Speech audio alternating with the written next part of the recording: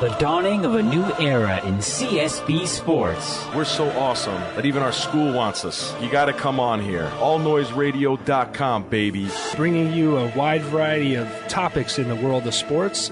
Hockey, basketball, baseball, football. Get ready. We work hard. We love sports. The knowledge. I just want to make you look bad, Ruggs, because you always make me look bad with your sports intellect. The passion. Hey, Jimmy, you're going to be the best-looking guy in the unemployment line, buddy. What a disgrace. It's the Zuki and Ruggs Show on All Noise Radio. Live from the CSB studios in Stratford, Connecticut, it's the Zuki and Ruggs Show, covering a wide variety of topics in the world of sports. I'm Ruggs, and I'm here with my partner, Zuki, and we're here to delve right into some March Madness.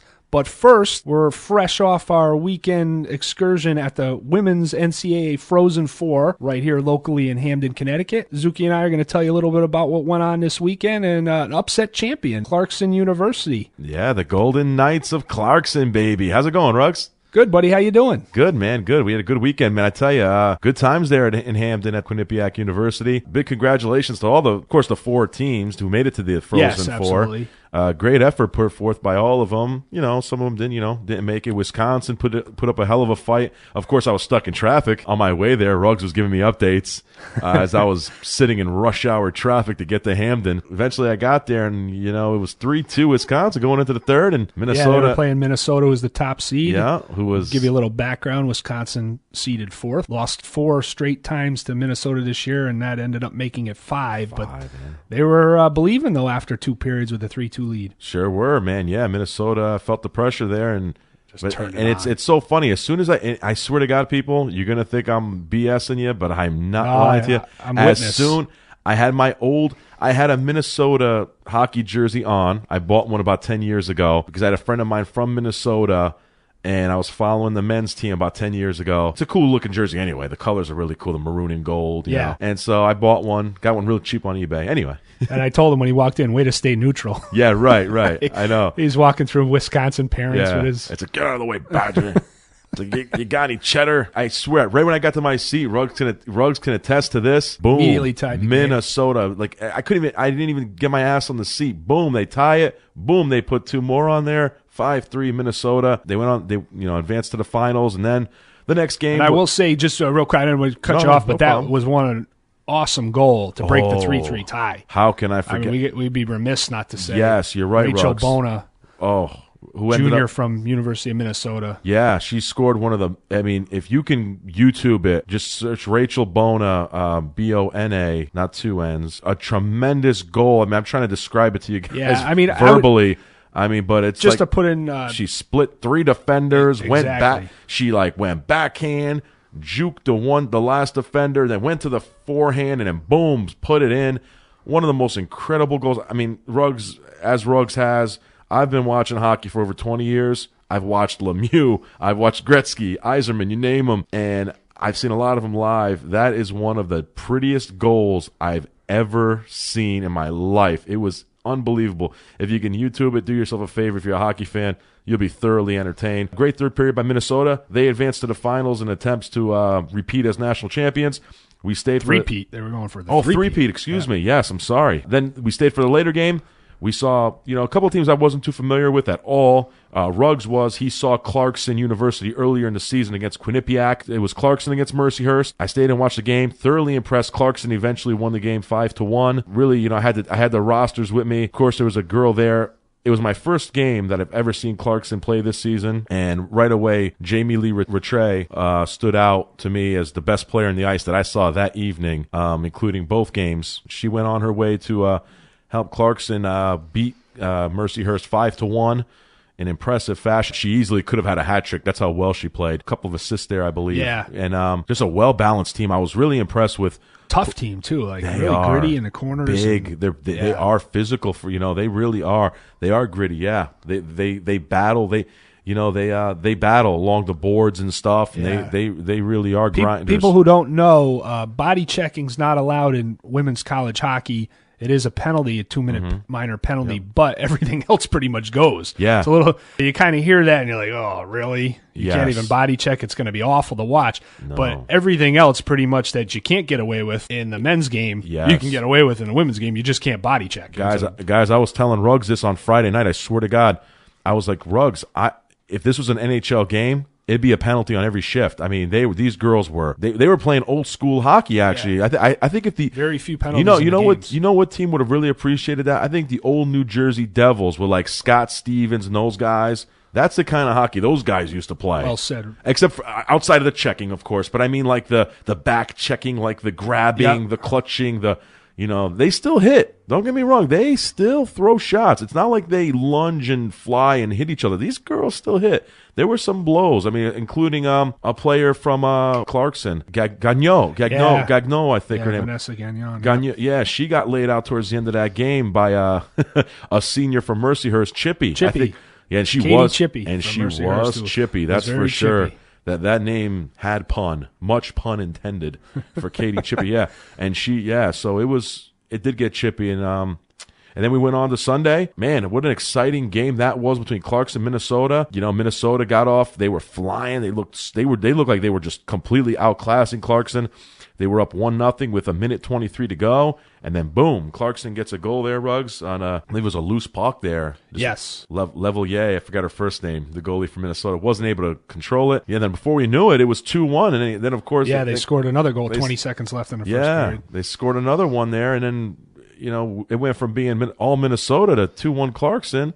Then I'm standing in line to get a bottle of water, and I hear, oh... I'm like, oh, what? It's 3-1 Clarkson. Yeah, Zuki missed the goal, and that's when his girl Jamie Lee Rattray put one in. Nice goal. Again, it was a giveaway in the zone. They controlled it, kind of worked it almost like it was their power play, because Minnesota had trouble getting it out of the zone, and nice pass set up in front, and Rattray was... And 3-1 Clarkson. It was 3-1 Clarkson. Yeah, then we... A nervous time for Minnesota. Yeah, then all of a sudden, before it seemed like... Again, the proverbial switch got turned on. Boom, Minnesota put one in. Then they eventually tied it. They scored 2 goals pretty quickly there. So we went. I believe the tying goal was Rachel Bona. It's the first time.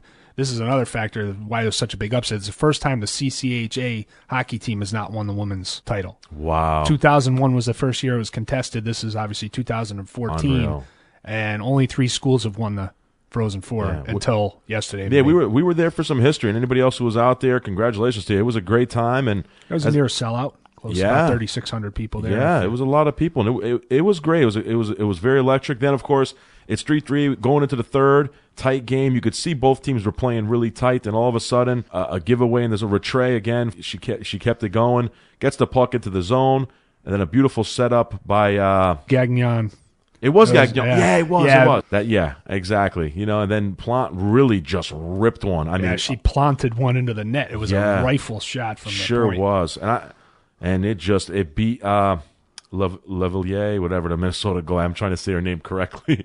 It beat her glove side and over her shoulder and right into the net. And then, of course, Minnesota got a little aggressive. When you're down 1 late with your season on the line, you get a little aggressive, you pinch in, and they got caught. And, as Chris just said, Shelly Nisbet, who I was thoroughly impressed with, and she was named to the Frozen Four all-tournament team, and for good reason. I was there for all the games. She took a puck. I know in the face. Yeah. I know they wear masks. She stood there and took a puck in the face, and that's when I turned to Ruggs. I said, Ruggs, this is my girl. I love this girl. She didn't have a face she wanted to have taken pucks either. No, she's a looker, that's for sure. Again, and I was really thoroughly impressed, and I watched her shifts from that point on, and forget about just that one instance where she took a puck off her mask. She's a hell of a player, tremendous player. Yeah, so she set up Big Beth McCauley, who I shouldn't really call her big, but she's for a woman, she's pretty tall. Tall, yeah. Physically imposing. Went on a breakaway and again put one in the net, made it 5-3 Clarkson. And I'm saying, okay, Ruggs, get the car started, let's go. Patrick Kane needs to take some notes on that. On that breakaway. Yeah, that's right. That's a good one. Yeah, Patrick Kane. Now he's saving his for Detroit or whatever, the playoffs. And then of course, right after that, Minnesota puts one in. I'm saying, Ruggs, okay, it's over. Get the champagne ready for Clarkson. And Ruggs looks at me and goes, "It ain't over. It's still 4:16 to go." I'm like, "Yeah, okay, Ruggs." Sure as hell, 30 seconds later, boom, Minnesota puts one in. Galander's there from the point. She takes a rip, and it goes in, beats the Clarkson goalie, Horn, beats her pretty much 5-hole. It was a low goal. Yeah, pretty much 5-hole. And Minnesota gets back to within one, and then that was as close as they would come. Clarkson was able to shut the door and win it, and it was a hell of an experience. So happy for those girls. They have a hell of a team there in Clarkson. I was thoroughly impressed with them. They, congratulations to them and first NCAA championship in any sport. So it was very special when you get your first. Yeah. Big contingent of fans came down from upstate New York, way upstate New York. They're going into almost Canada there. Yeah. So a lot of their girls are Canadian, so no surprise there. And for the state of New York, it's awesome for the state of New York because looking at the pro teams, I think that's the only championship you're going to get this year. So I think everyone in New York needs to toast Clarkson University. I mean, the Rangers need to too, and the Islanders as well. Embarrassing. And so it was a great experience. We put some pics up on our page there on our Facebook page, and and Ruggs did a great job putting some videos up there on YouTube. So please check it out. It was a great time and awesome experience. But it's got to say, good job to Quinnipiac University. Yeah, good host. They should be proud. I think they did a great job facilitating the event. The only thing is, can the NCAA put some programs out there? I mean, geez. Well, they got to do a better job of hyping these events. That I know it's not football for the bowl games, and I know it's not the NCAA March Madness, but there are other sports do exist. There's a lot more people play these other sports than the two major ones. You gotta do a little bit better job of publicity. There's a lot of people that didn't know this was going on. The news media locally didn't touch it at all. I mean, basically, and it's kind of a. I tell you right now, folks, if Ruggs didn't tell me about this back in November or whenever, when we initially bought these tickets, I would have never known about it. I think Quinnipiac did a good job of public. Every event they had, they said, buy tickets to this, come to this, it's going to be here. And then it made the NCAA network and stuff like that, I don't think they I didn't hear much about it. It was a great event, though. They should be proud. I mean, the NCAA should be proud. It was a great tournament. They had an upset. Congratulations to Clarkson again. Congratulations to the ECAC, the conference itself. Big win for them. It puts them, Ruggs said this to me at the game, and it came to fruition. Ruggs was like, dude, if they win this game, it puts our conference on the map because obviously Ruggs is a big Quinnipiac guy. You could throw a stone from his house and hit Quinnipiac University. Yep. And, it did. It put the ECAC on the map. Congratulations to the conference. I think it's great. And it's great to have an underdog, new champion, anytime a team like that wins. And it was a great experience. It's a moment. I think it's an experience I really won't forget. It was quite riveting, to be honest with you. That's the way I feel about it. But yeah, I agree, Zook. Good job through. I just want to say good job through and through again, once again, to Quinnipiac University, to the NCAA, to everyone involved. I think it was just the experience as a whole. And I've gone to a lot of things live and in person, not to brag, and it really was well done. So congratulations through and through to everyone. Well done. All right, and we're going to go to break here on the Zuki and Ruggs Show. We'll be back. We'll get into March Madness and what happened in the rounds 2 and 3 as set up for the Sweet 16 and our thoughts on and impressions of those games, the crazy games, Thursday, Friday, Saturday, and Sunday. We'll be back on the Zuki and Ruggs Show. When you need a cup, pour some sugar ramen. Sugar ramen? Yeah, soup. Freeze. A call to the library could help her out. Good thing T-Mobile lets her call whenever she wants. Go. Says here, pour some sugar on me. I'm hot, sticky, sweet. Mm-hmm. The most whenever minutes, free long distance in roaming. Only from T-Mobile. Get more.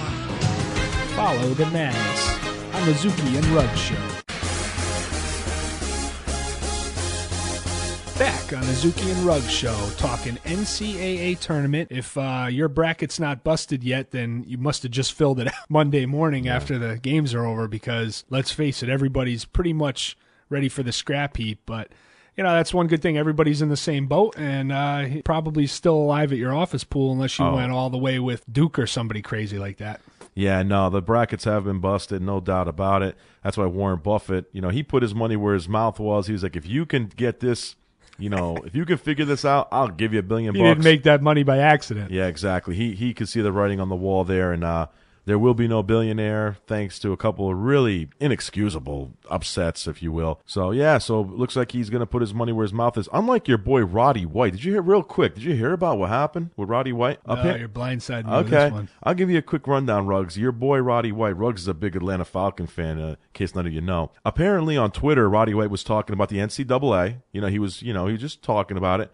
And some Mercer fan comes on, right, on his Twitter and tweets him and says, Mercer's going to beat Duke.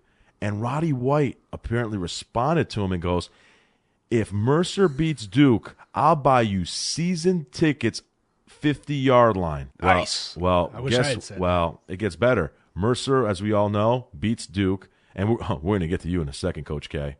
We're going to get to you in a second, overrated boy.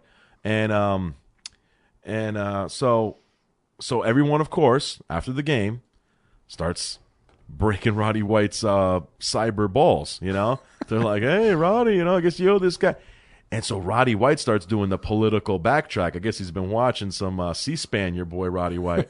So he's like, well, I didn't say, I didn't mean it, yada, yada. Nah, you got to put up. Yeah. So everyone starts ribbing him, including, I guess, Boomer Esiason. I was listening to FAN this morning, and Boomer even, I guess, got on him on Twitter and said, hey, dude, you got to hold up your end of the bargain. You told this kid such and such 50-yard line seats the entire season.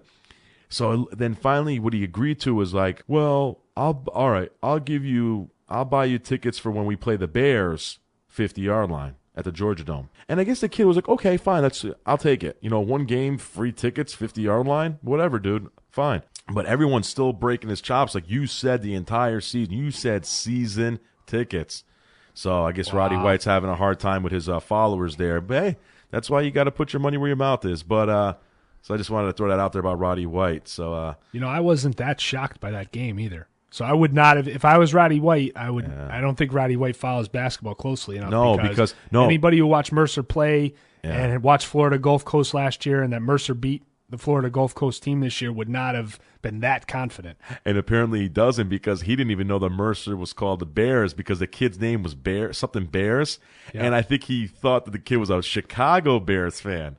He didn't even know the guy was a Mercer Bears fan. Nice. I don't think he even knew they were called the Mercer Bears. So just a funny little story about that. So anyway, back to the NCAA tournament. We had some upsets there. I don't care what anybody says. The most shocking thing to me, I'm shocked. I don't want to hear anyone wants to say, oh, I'm not shocked. Please stop it. The South bracket with Dayton and Stanford in the Sweet 16, folks, that is, to me, borderline insane. I'm shocked. Hugely disappointed in Syracuse. It's funny you bring up Syracuse. I have to say something, people. If you're a Syracuse fan, turn it off, get mad at me all you want. When do we start categorizing Jim Boeheim as an underachiever in my book? The guy's he's a compiler. I'm sorry, he is a compiler. Head coach at Syracuse for 37 seasons. I don't care if he has 3,000 wins. I don't care. The guy, more times than I can count, goes to a tournament and he loses games he should not lose. His teams they never look prepared. I mean, I know he went to the Final Four last year. Fine. All right, fine.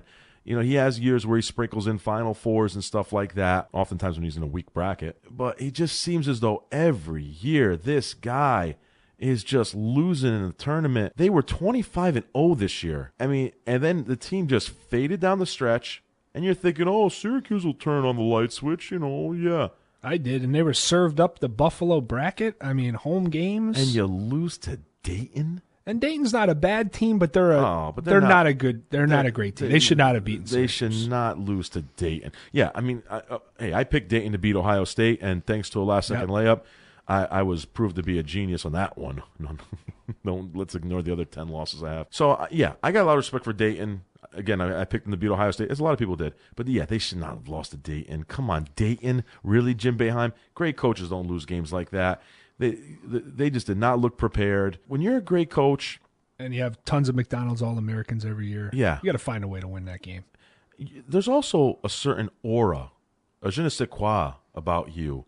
When you step on the court, like Bobby Knight had it. Bobby Knight oftentimes would walk on the court, and teams were intimidated. They said, oh, man, here goes Bobby Knight. Holy cow. Dean Smith. Similar. These guys had auras about them. John Wooden, obviously, going back John Wooden, further. Oh, exactly. And teams were defeated right then and there. Their will was broken. But Jim Boeheim, I don't think anybody's afraid of Jim Boeheim, to be honest with you. I don't think people are afraid of his 2-3 zone.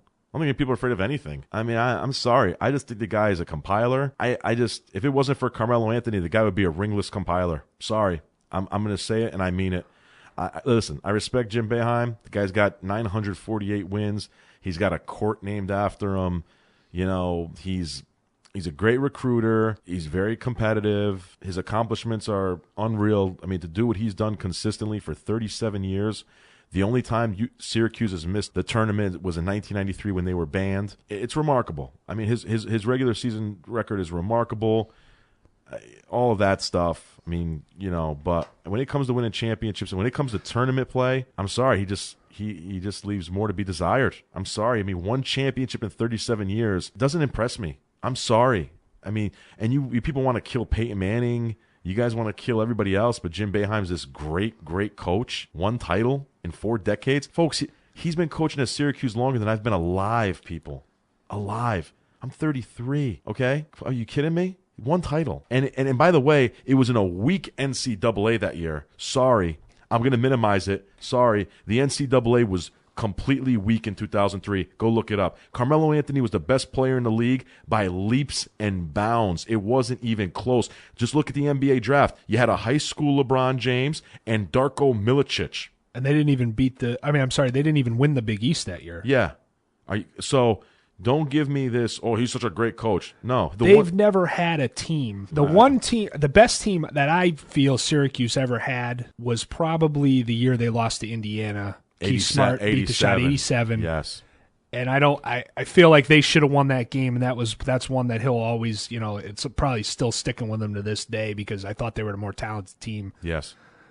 With Sherman Douglas, Ronnie Cycli, and Derek Coleman. Yes, they had a hell of a team. Real NBA talent, and I feel Indiana was a scrappy team, just hung in the game and pulled it out at the end. But almost another underachieving example right there. Yeah. But I don't feel that Jim Boeheim's ever had a season where they just had just that one year where they were great all the way through and came away with the title at the end because the Carmelo Anthony, Jerry McNamara team was a team that lost a bunch of games and just kind of came together late for the tournament. And they were in a week. That was a week. I'm sorry. I'm going to say it was a weak tournament that year. I'm sorry. It was. Well, I'll make a comparison to a couple of seasons ago with the Giants, a team that was 9-7 going into the playoffs and then got hot, won the Super Bowl. Yes. People don't say, "Wow, that was a great Giants team of all time." Right. They won the Super Bowl. You can't take it away from Coughlin. He did the job. Right. It's all that matters is what you do when the money's on the line.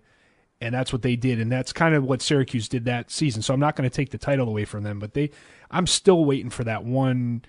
I'm not waiting because I don't like Syracuse, but Syracuse fans are still waiting for that 1 year where they're dominant all year. It looked like this year could have been the year they were out to that really great start. Yeah, they've had a couple of years. They could have taken it all the way and kept going the way they were going and cut the nets down. They could say, finally, Jim Boeheim's redeemed. He's got that unquestionable title, #1 team, no question about it. Didn't happen. Yeah, it hasn't happened, just but turned into a train wreck about 3/4 of the way through the season to the end. Yeah, it sure did. So out goes Syracuse, advances goes Dayton to the Sweet 16. A couple really crazy upsets. We got it, Ruggs. Another one that I wasn't thoroughly impressed with Duke. I picked Duke to lose in the next round of UMass. Well, I didn't look real smart on that one. Tennessee's really sticking it to me on that one. So congrats to the Volunteers. They're on a nice run. Yeah, they've come alive. They sure have. They hit a lull before the tournament, and they really have come alive. And they're on their way to the Sweet 16 as well. Duke, another disappointing finish in the tournament. You got one of the best players in the world. Now you got to try to convince this guy to come back. He's probably not. Jabari Parker's probably going to the NBA. He'd be foolish not to be honest with you. And looking at the way Duke's constructed, why would you even want to stay? Yeah, and that team is not that good. No, what a way to end your career too. He played an awful game. He sure did. He didn't play well against Virginia either. No, in the ACC tournament play. But what do you think, Ruggs? Coach K, outside of 2010 when he won the national championship again in a weak bracket. I'm sorry, I know they won it, but look back, that 2010 bracket was a joke. And his road to that title was a joke. It was cherry pickings for him. And then even in the final, he barely beat a severely outclassed Butler team. He barely got by him. Okay. The ball's still rolling around the rim from Gordon Hayward. From Gordon Hayward, yeah. He almost put it in. But whatever. He did win the champion. But outside of that year, if you look back at some of the years, he's really had some. Since 2007, he's lost 3 times to double-digit seeds. That gets a lot of people fired. Yeah, it sure does. I mean, when you're always a 1, 2, or 3 seed, and you lose that many times to. What do you think, Ruggs? Let's go Lehigh. Let's go Mercer. Yeah. And VCU. VCU. Thank you. Yeah. Thank you for bailing me out. No there. problem. I know it's starting to become a trend. What's going to happen? When you lose the first time, it's okay. It's okay, coach. It happens. And the second, people scoff and say, "What are you crazy? Fire Coach K. You got to be an idiot." In the pros, your past doesn't stay with you quite as long. You can be a legendary borderline coach. He's won 2 titles in 25 years. Yeah, I mean, outside of those back-to-back titles with that great team he had. Okay. The aforementioned Tom Coughlin's won more titles than that, and I mean they want to fire him every single season. Yeah, you're right. You're right. I don't know. I mean, sometimes it gets to the point where he's another guy. I'll be honest with you, Ruggs. When I was younger, I'm telling you right now, when I was a kid and he won those 2 titles with that great team he had, even throughout the 90s and even the early 2000s, then he won another national championship in 2001. He had an aura about him, Mike Krzyzewski. It was like you weren't even to say the name Coach K was like taboo. Yes. And when Duke hit the court, Cameron Indoor was like, I remember I used to be scared to watch games on television because it'd be so loud, and you knew if your team was playing there, you weren't winning. It was you were not beating Coach K, and I don't care if he was coaching 6th graders, you were not winning in that arena. That is no longer the case. Teams are not afraid of Duke, and they're not afraid of Coach Krzyzewski anymore. Right. I'm sorry. And when they get him to the tournament, it's even more. Yeah. They're amped up. It's as if they're ready to play because now, listen, his armor is totally been. He doesn't have that armor. He doesn't have that unbeatable, unpenetratable, aura about him. He's beatable and he's been beat. So now these teams aren't afraid of him. He's been exposed as human, and he doesn't have teams that stay long enough to learn the system and become these great teams like the Hurley, Leighton, or Grant Hill teams. And that's the problem with the NCAA now. I mean, again, That's why when you say things are a weak bracket, I mean, it kind of seems like that's a trend too because the quality of play at the NCAA has just gone. Well, the parity's unbelievable. Way down. The parity's unbelievable. But the level of play is down. I remember you used to get games well into the 90s and 100s and not think anything of it. Yes, I mean, remember Showtime with UNLV, Larry Johnson, Greg Anthony, and those teams. Yes. I mean, they'd win an NCAA tournament game 110 to 95 or something.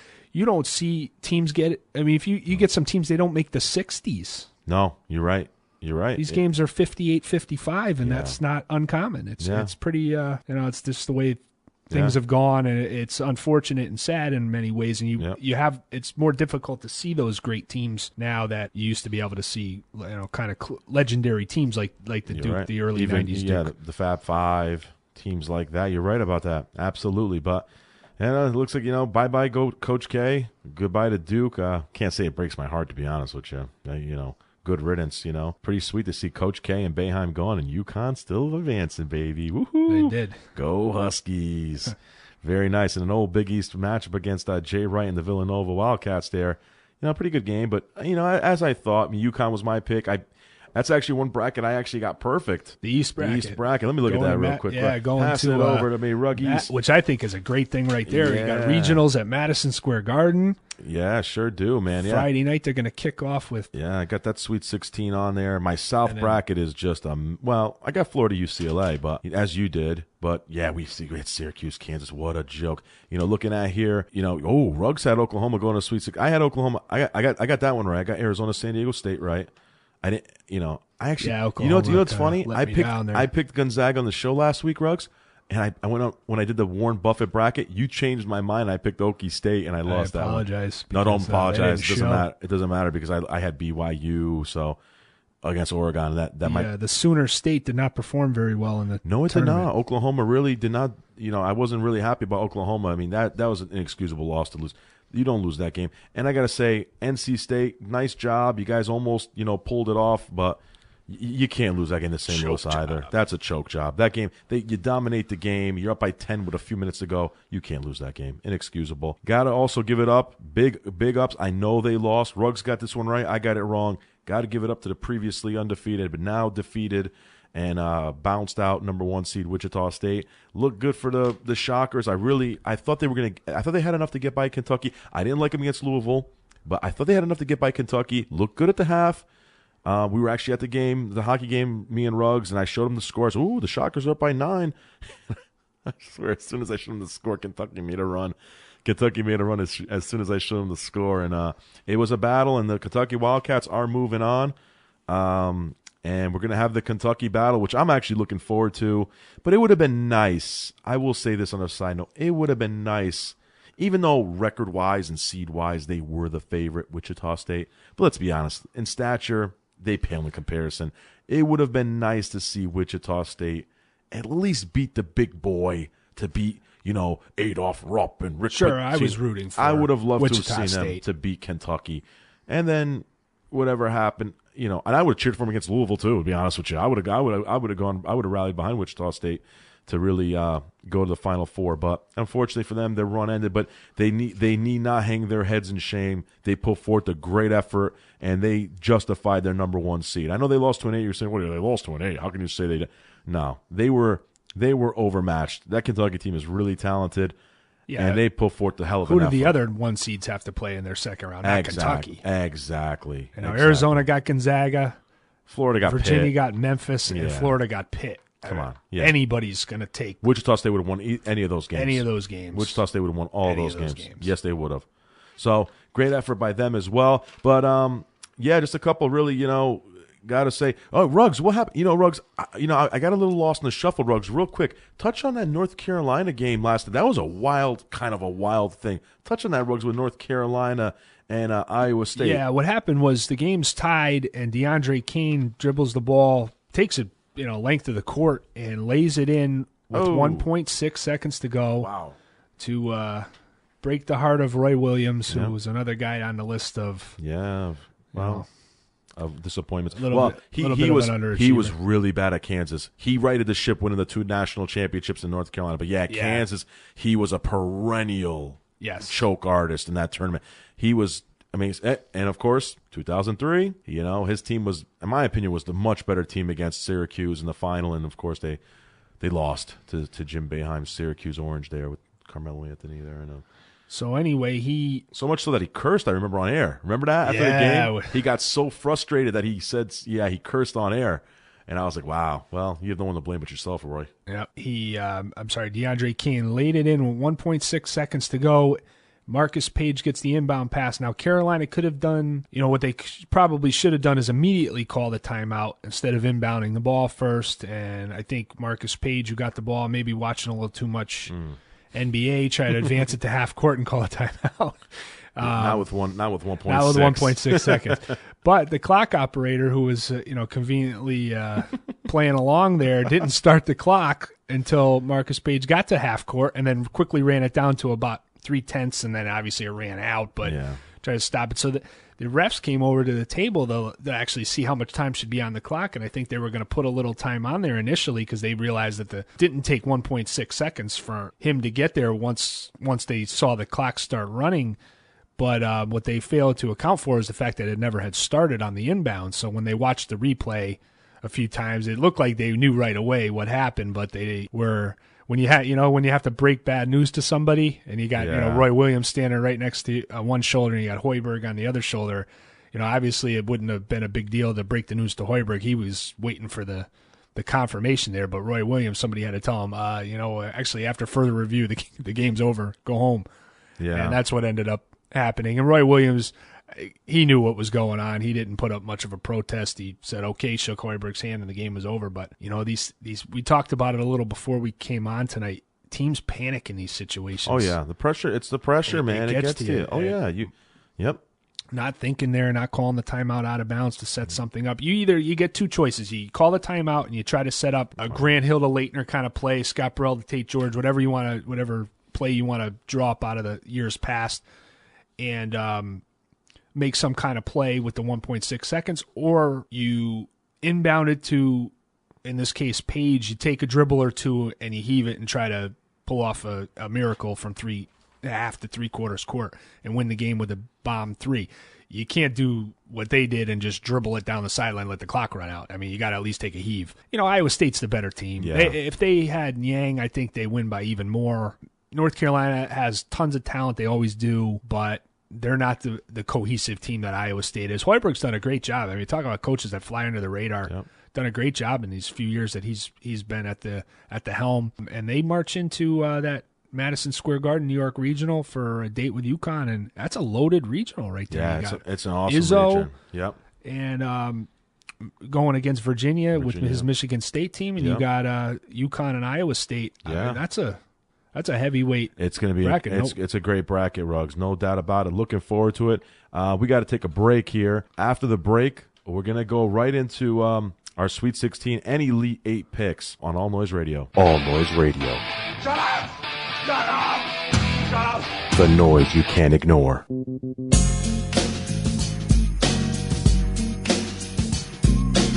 All right, ladies and gentlemen, we're back here on All Noise Radio. We're going to get right into our NCAA bracket here. Of course, we got the Sweet 16 coming up this weekend, and then the Elite 8 right after that. Start with the South here. We got Florida, UCLA. Should be a great game. It's one of the matchups in the South bracket that I got right, as did Ruggs here. I'm going to go with Florida to win the game and go on to the Elite 8 here. Just think they're a better team right now. Should be a great game. I'm looking forward to it. Really is going to be a tremendous ball game there. But Florida's they're really rolling. One of the best teams in the country, if not the best.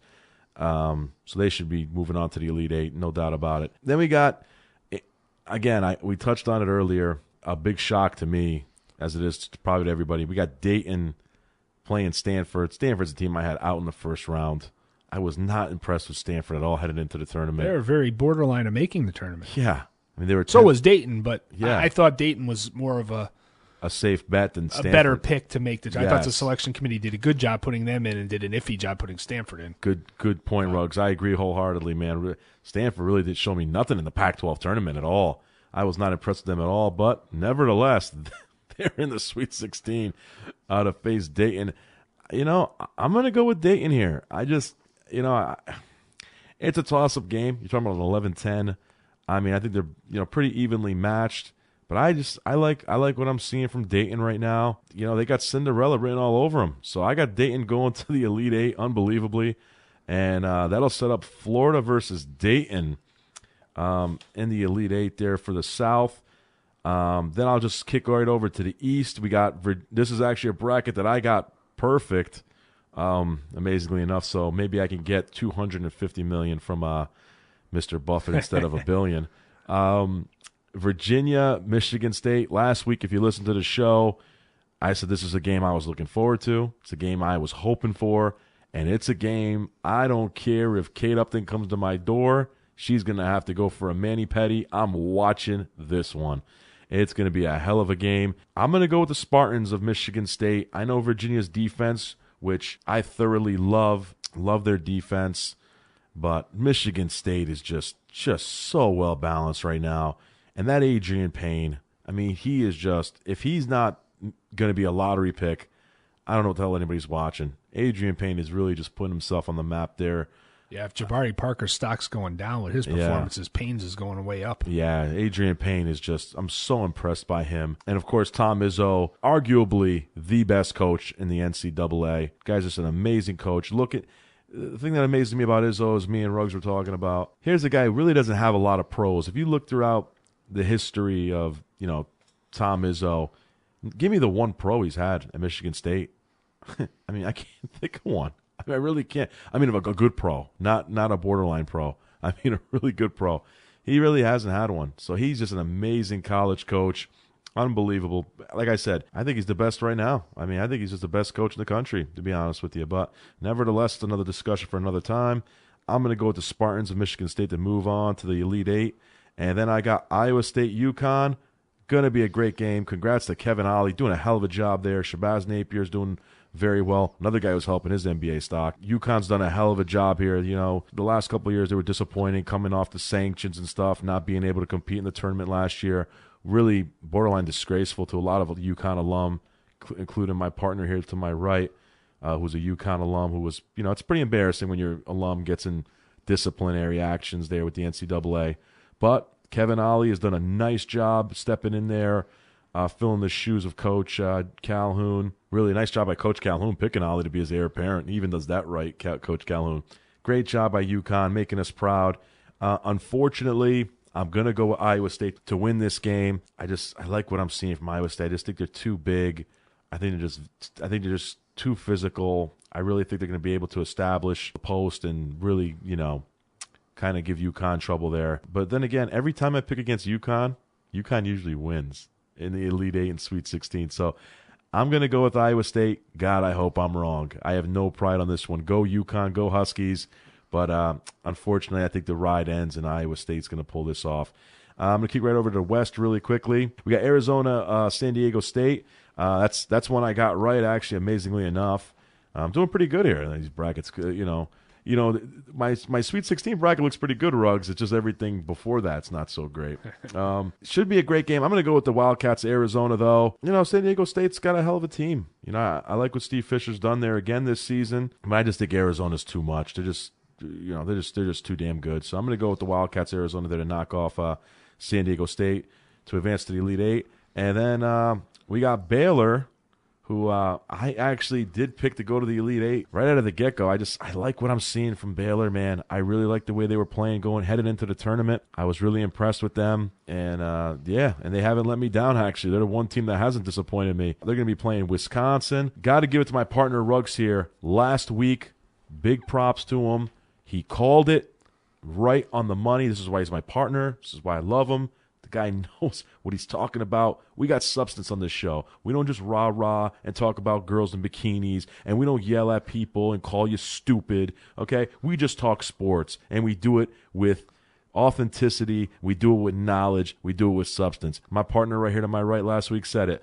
Wisconsin, they're playing in Milwaukee. This is a big benefit to them, and what could easily happen is they can be down by 10 going into the half. The crowd will get behind them, and that'll spark a rally.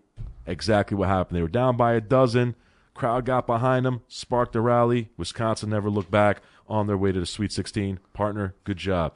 Thank you, brother. I was listening. I don't know if anybody else was listening, because they won't listen because you make them look dumb, brother. But nevertheless, we got Wisconsin, Baylor. I kind of gave away my pick. No drama here. I picked Baylor to make it to the Elite Eight. Last week when I was filling out this bracket, I'll stick with Baylor again. Should be a hell of a game, though. Wouldn't surprise me at all if Wisconsin wins the game, but I'm going to stick with Baylor to win this one. Go to the Midwest. Again, we covered it earlier. Wichita State, they put up a hell of an effort, but they fell short to the Kentucky Wildcats, who John Calipari's got them rolling again. The champions from 2 years ago. He's looking to, rally around a new bunch of freshmen there and try to make it 2 out of 3. So, maybe he'll do a little duet with Meatloaf there if he wins the whole thing. But in order to do so, he'll have to get by his old nemesis. I remember when I was a kid in the 90s, I used to watch these two. I'm like, these guys cousins? Him and Patino? Well, they're going to lock horns again in the state of Kentucky. I wish I was a fly on the wall in the state of Kentucky this week. Really, it's going to be a hell of a matchup. Kentucky locking horns with the defending national champion Louisville Cardinals. These are your last two national champions. Of course, just a different, cast of characters for the Kentucky Wildcats. But should be a great game. Another one. Looking forward to it. Going to go with Louisville. Going to stick with the defending champs. I think Louisville is just the better team. Plain and simple. See if they can repeat. Louisville.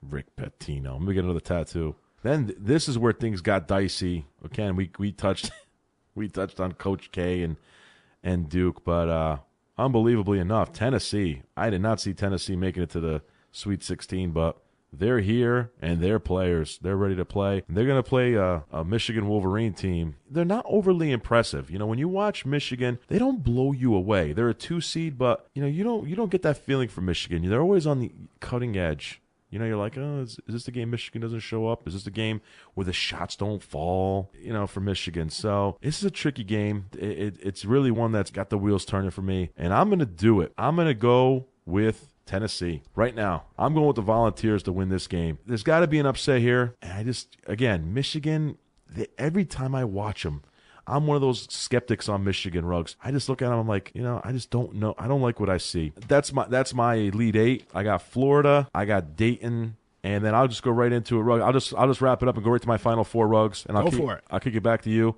Florida, Dayton. I'm gonna go with the Gators to make it to the Final Four. Dayton's magical run's gonna end. It's been a hell of a run for them. Whoever it is, whether it's them or Stanford, doesn't matter. It's been a hell of a run. One of those teams are going to the Elite Eight. It's been a hell of a run for them, but they're gonna get eaten up by the Gators. When you have to start playing the best teams in the country, that's when you start seeing the flaws.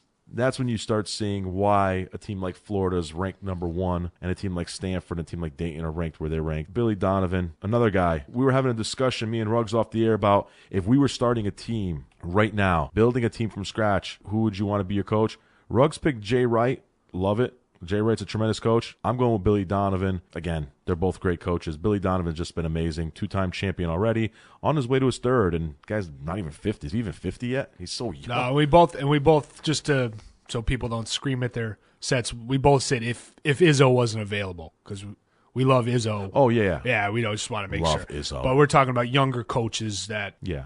Oh, no problem. Yeah. I don't want people, why would you take him over Izzo? But we love Izzo. Izzo us is head and shoulders above the other 4 we just mentioned. Yes. But if we were going to start a team, younger guy, he likes Donovan, I like Jay Wright. Like if we were an up-and-coming program. Yeah. Say if we took over like. And I'll tell you, Hoiberg's right on that cusp too. Hoiberg is, absolutely. So I got Florida going to the Final Four. And then, I got Michigan State, Iowa State in the Elite Eight. I'm going to go with the Spartans again. I know it's cliche, but just so impressed with them as everybody else is in the country. Iowa State can do it. Iowa State's a tremendous team as well, but I just really like Michigan State right now. But I think that's a game, if it does happen, I think it'll be a tremendous ball game. Probably come down to like a basket or something, or a defensive stop or something like that. But give me the Spartans. So I got the Florida Gators, and I got the Michigan State Spartans locking up in the Final Four. And then going back out west, Arizona, Baylor here. I'm going to go with Arizona to beat Baylor. As high as I was on Baylor, when you face a team like Arizona, number 1 seed, it's just hard to pick them. Again, I think it's going to be tremendous. And if there is an upset in the Final Four to be had, I think it's that one. I could definitely see Baylor beating Arizona. I just don't have the testicular fortitude to put my money on it. I wouldn't want you guys to put your money on it. But I tell you what, I'd watch the spread. If you're a gambler, I'd keep an eye on that one, because I definitely could see Baylor giving Arizona a run for their money. But I'll stick with Arizona to win that game and get to the Final Four. And then, of course, as I alluded to earlier, Louisville, and I got Tennessee pulling off the upset. Louisville will get by Tennessee. That's my Final Four: Florida, Michigan State, Arizona, Louisville. Come get some. All right. Well, I'm going to go through mine. Most of it, I'll spare the drama now, is pretty much identical to Zuki's. Start with Florida and UCLA. I also like the Gators. UCLA's got a real chance here. They're a live team. I like the way they score the ball, and I think they're a much more talented offensive team at this point of the season than what Florida's shown. Difference is Florida takes away what you do best. Their defense is tremendous. Their inside game with Patrick Young is just hard to stop. UCLA just is going to really struggle to have an answer for that. Games played down in the 50s or 60s, it's totally in Florida's advantage in the half court in that kind of setting. If UCLA can get it up tempo, get it running, get it up near the 80s, they got a real chance. I still like Florida. I think the defensive in these kind of games in the last few rounds of a NCAA tournament, I think the teams that rebound and play defense better, field goal percentage defense better than the other teams, are usually the ones that move on, and that's Florida. So I'm going to take the Gators to move on to the Elite Eight. I also like Dayton over Stanford in a battle of teams that no one thought would be here. I think Dayton's run goes on a little bit further. The one thing that scares me is their free throw shooting is not good. It has not been good in this tournament. Usually that comes and nips a team. I'm going to take the Dayton Flyers to move on over to Stanford Cardinal, so I'll set up a Florida-Dayton regional final in Memphis for the South bracket. Going down to the East, what should be a awesome venue. I almost want to try to coax Zook into going down for it in Madison Square Garden, the New York East Regional. You got 4 heavyweights going at it. In the first game, Virginia, Michigan State, defensive battle. Should be a game played in the 50s and 60s. The reason I'm going Sparty here is, 2 reasons. One is Izzo, and Izzo's always a factor. He's worth a half a dozen points on a spread right there. He really is. The other thing is, like Zook was talking about, Adrian Payne. He's just a man among boys. Who's going to stop him on Virginia? Their defense is great. If Michigan State was a team that relied, like Duke does, on three-point shooting and perimeter game and running up and down the court to win games, I'd like Virginia here because they've really impressed me. I haven't been high on Virginia. And the way they just dismantled Memphis, I was impressed. I mean, they were down – I was a little worried when they were down 10 to Coastal Carolina. I'll say that. I was like, yeah, this is what I was talking about. Not surprised. And down 5 at the half. But they had the Raleigh Regional really worked for them. It was basically 2 home games for them in the first 2 rounds. Now they got to go to the Garden. It's going to be a little different situation there, but it would be a great, exciting game. A lot of people from Virginia are going to come up, make the 6-7 hour drive up to Madison Square Garden to see this one. They haven't been in the Sweet 16 in many a year, and it's going to be entertaining. I'm actually much more leaning Virginia than I had been since this bracket came out now, but I'm still sticking with Michigan State. Yeah, I'll be honest, not to cut you off, I'm sorry. I actually love Virginia. I just think, again, they got a raw deal running into Michigan State. If they didn't have Michigan State here, and being where Michigan State is, it's being a 4 Michigan seed, State shouldn't be a 4 seed. Exactly. I think Virginia could easily be a Final Four team. Yeah, I mean, we can go and trash the seeding again. Yeah. I mean, there's many situations where teams really got a raw deal. Yeah, of the including seeding. Wichita State, teams like that. Yeah, really, absolutely. And then in the bottom half of the bracket, you got Iowa State and UConn. Big atmosphere there. Connecticut's I would expect them to show up in force for this one. Place is going to be loud. Iowa State does a good job traveling. They brought people down to San Antonio, but it's a little different story here. It's going to be heavily pro-UConn with the crowd. I think UConn is just, in their history, just as used to playing these big games at Madison Square Garden. I think they have a real chance here. I think this really helps their shot at winning this game against Iowa State. They want a little revenge against them. They're the team that ended the Calhoun era by pounding them in an 8-9 game. Anyway, UConn's looking for some measure of revenge, and with Shabazz Napier playing the way he's playing, I mean, he gutted through, had 21 points in the second half against Nova. They clearly look like the better team. If Napier is healthy with that calf injury, and we think he will be, they got a real chance here. I picked Iowa State when I did these brackets, so I'm not going to change now. I'm going to stick with Iowa State because I think they're a little bit more of a complete team.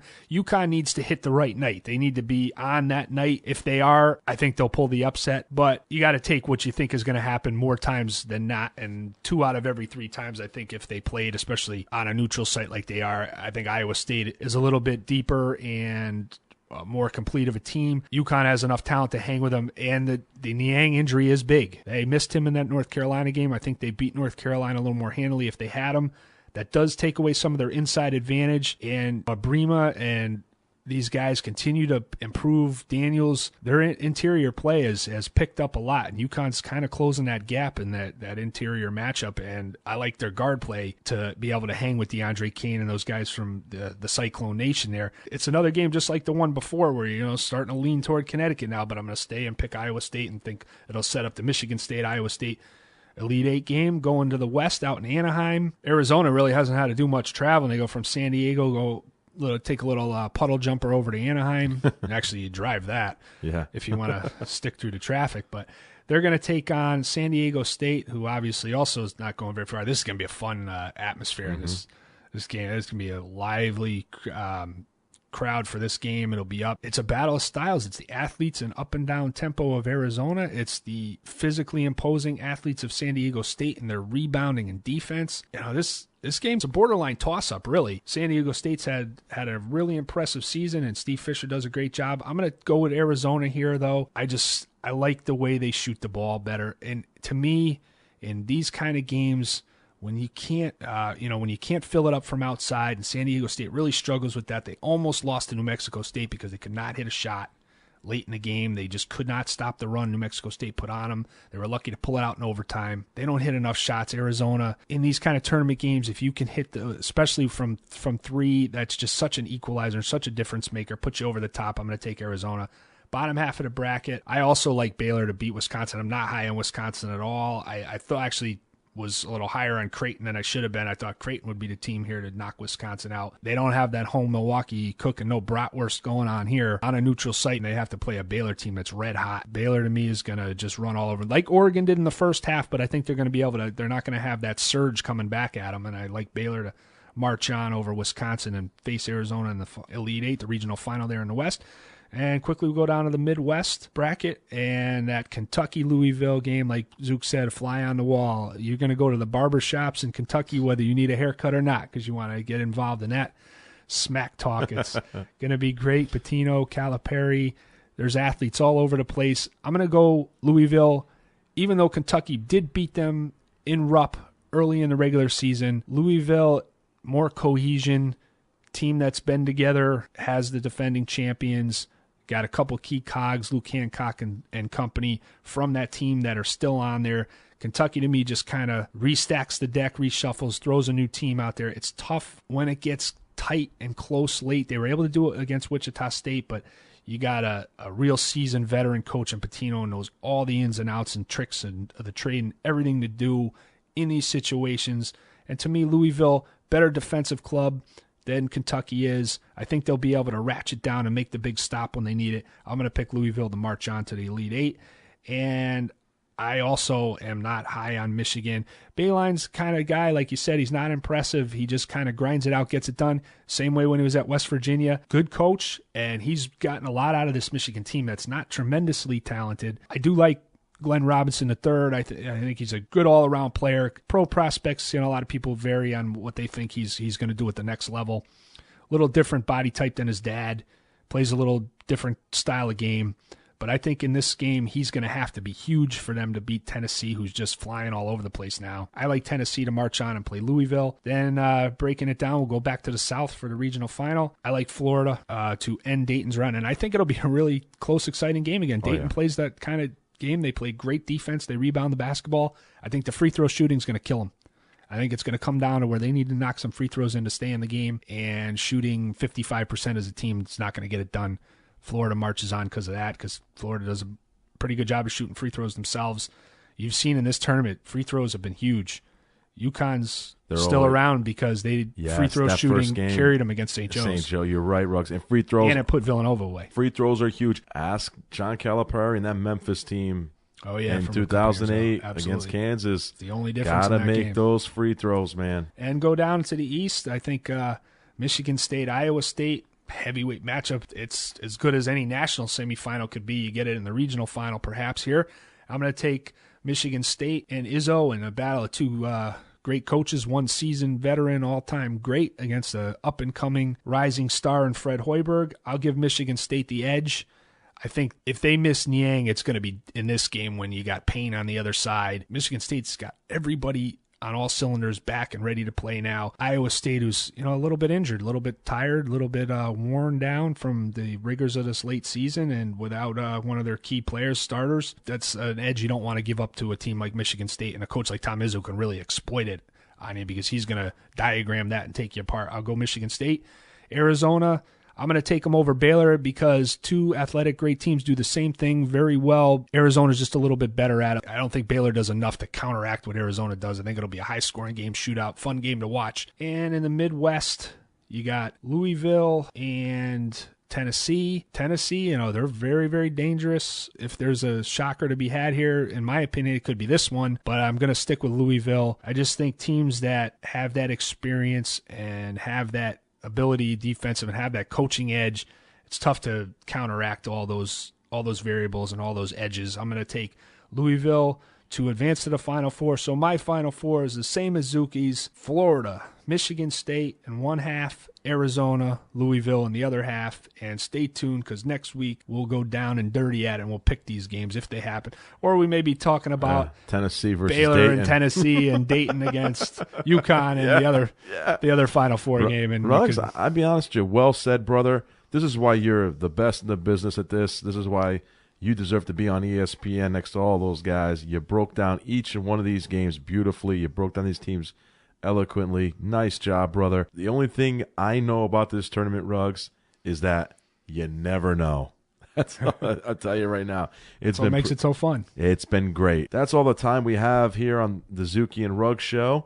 I want to thank my partner who did a tremendous job breaking down these games and everything else. Thanks, buddy. That, as usual, I want to thank all you guys for the support. Keep supporting us. Keep coming on there. Dialogue with us, break our chops a little bit. Don't be afraid to discuss some issues with us. We're always glad to do so. We won't call you stupid. We're not like Francesa. We won't call you dumb or hang up on you. And until next week, we'll be back here next week discussing the Final Four. And then now that the tournament's starting to wind down, we'll start obviously getting into baseball. I know we had a couple of games in Australia this past weekend. Unfortunately, we ran out of time. We couldn't touch on that. NBA and NHL seasons are really coming down to the wire in terms of the playoffs. We're going to start getting to that as well. Until next week on All Noise Radio. Later. All Noise Radio. Powered by the Connecticut School of Broadcasting. No, Kelly Clarkson! Our music is awesome.